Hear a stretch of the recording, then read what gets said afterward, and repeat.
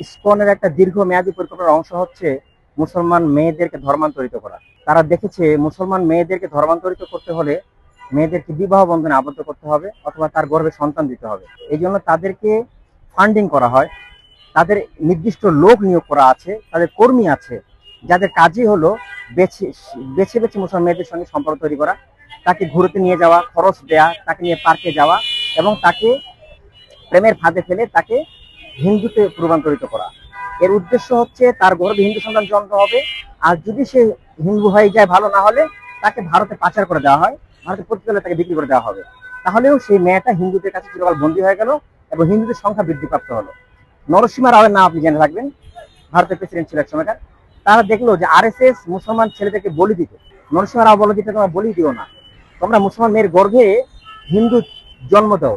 তখন এই যে হিন্দুর বীজ দিয়ে মুসলমানের গর্ভে জন্মগ্রহণ করা শিশুটা, এটাই মুসলমানের বিরুদ্ধে অস্ত্র ধরবে, সেই প্রজেক্ট হিসেবে তারা এই কাজটা শুরু করেছে।